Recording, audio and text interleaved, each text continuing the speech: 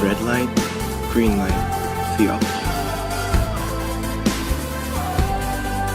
Guys, how's it going? Welcome back to Red Light, Green Light Theology.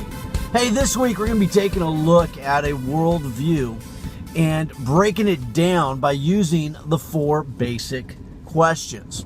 Now, remember last time we talked, we laid down the foundation that everybody has a worldview.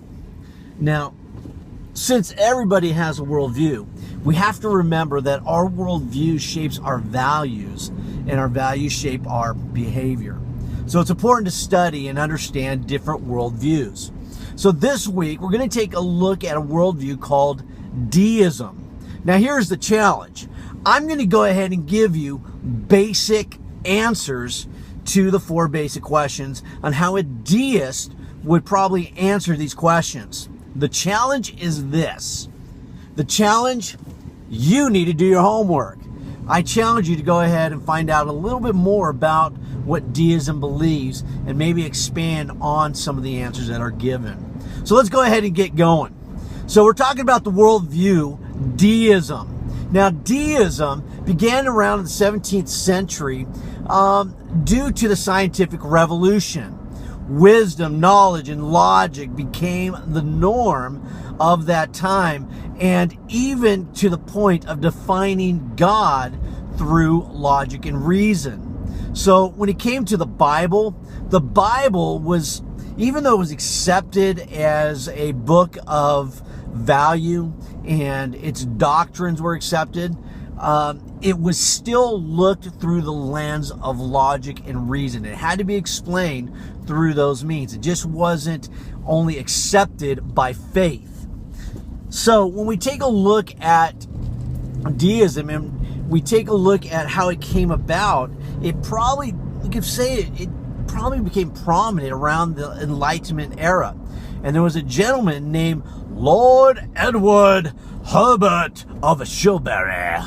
That's my bad English accent, but Lord Herbert was an Englishman who was a great thinker of his time, and he laid down the basic tenets of deism. So let's go ahead and take a look at deism real quick and break it down on the 4 basic questions. So here we go. The first basic question, how do you see the world created?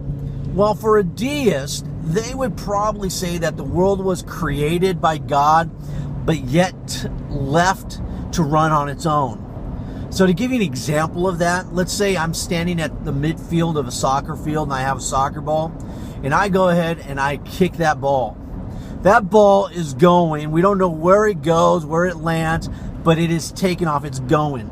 I stay put at the midfield, and I just let the ball go. That's an example of that God created it and just let the world take off on its own. As compared to in a Christian worldview, where if I'm standing on the midfield line and I have the soccer ball and I dribble the soccer ball to the end line, I am in control of that soccer ball. I'm intervening in the direction where the soccer ball will go. Just as an example, as God intervenes with his own creation. When we take a look at the second basic question, how do you see human beings? For a deist, it seems like that a human being is born the way they are and with little hope of change. So if a person is a liar, they're forever going to be a liar, unless through wisdom and knowledge they're able to change. When we take a look at life after death